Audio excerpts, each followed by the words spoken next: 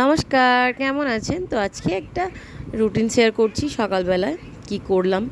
আজকে হচ্ছে সোমবার, শ্রাবণ মাসের প্রথম সোমবার। তো চলো আগে রেডিটা হয়ে নিই, মানে জাস্ট চুলটা আঁচড়ে এসে আবার আমি করব, স্কিন সানস্ক্রিনটা মাখবো। তো সিঁদুরটা পরে আগে পুজোটা দিয়ে আসি, কারণ পুজোটা আগে না দিয়ে দিলে 8:30টার মধ্যে পুজো করবে বলেছে। তো আমি সেটাই মাকে জিজ্ঞাসা করছিলাম যে গোটা ফলের পুজো দেবো না চাল দিয়ে পুজো দেবো।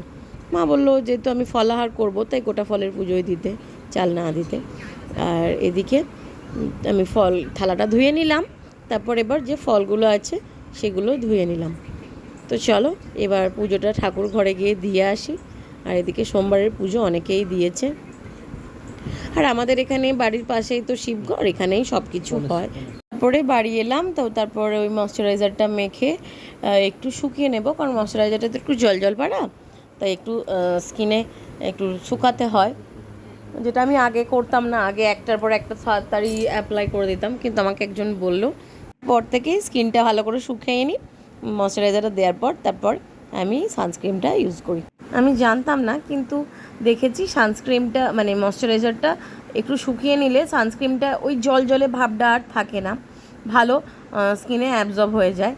আর চুলটা ভাবলাম আজকে একটু অন্যরকম করে আঁচড়াই, আর দুটো ক্লিপ সাইডে দিয়ে চুলটাকে তুলে দিয়ে আজকে ইচ্ছা হলো একটু চুলটা এরকম করে আঁটতে, যেহেতু চুলটা ভিজে আছে। আর এরকম করে থাকলে শুকিয়েও যাবে, অসুবিধা হবে না। এদিকে বিছানাটাও ঝাড়তে হবে। চলো এবার বিছানাটা ঝেড়ে নিই। আজকে শ্রাবণ মাসের প্রথম সোমবার, আমি সোমবার করেওছি, ইচ্ছা আছে দুটো করার, দেখা যাক কী হয়। আর এদিকে মেয়েটাকে আনতে যাচ্ছি, হঠাৎ করে মা বললো যে বাবার আসতে দেরি হবে, তাই মেয়েটাকে নিতেই যাচ্ছি। আমি ওর বাবার সাথেই যাচ্ছি, ওর স্কুল চলে যাবে আর আমি এদিক থেকে মেয়েটাকে নিয়ে নেব। আর যেহেতু খাওয়া দাওয়া কিছু হয়নি, মানে এখন তো খেতে নেই, সেই 12টার পর একটু বেশি করব না আজকে, আমি ফলাহার করব। আমি খুব একটা বেশি করতে পারি না, তাই এদিকে আমি নেমে পড়লাম আর হাঁটে হাঁটে যাচ্ছি। তারপর দোকানে এসে বসে আছি আর ভাবছি মেয়েটা কখন আসবে। মেয়েটাও চলে এসেছে।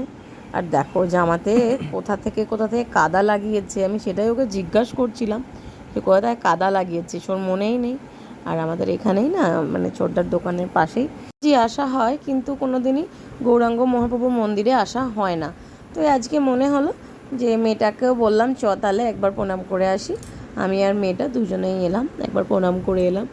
আর এই যে পাশেই একটা এখানকার হাই স্কুল আছে, তো টোটোও পেয়ে গেছি, টোটো ধরে চলে এলাম। আবার এক জায়গায় যেতে হবে, তার মধ্যেই চলে এসছে একটা পার্সেল সারাদিনের। তারপর সোমবার করার পর আর ভিডিওটা তোলা হয়নি। এখন বিকালবেলায় হচ্ছে প্রচণ্ড বৃষ্টি, আমি গেছিলাম ছাদে, চুলটুলগুলো একদম ভিজে গেছে, জামা কাপড় ছিল তুলতে গেছিলাম, আর ফোনটাতেও চার্জ ছিল না, সুইচ অফ হয়ে গেছিলো, তো তার জন্যই আরও ভিডিও ক্লিপগুলো নেওয়া হয়নি। চার্জ দেওয়ার পর কথা বলতে এলাম। তো দেখা হচ্ছে অন্য ভিডিও, টাটা।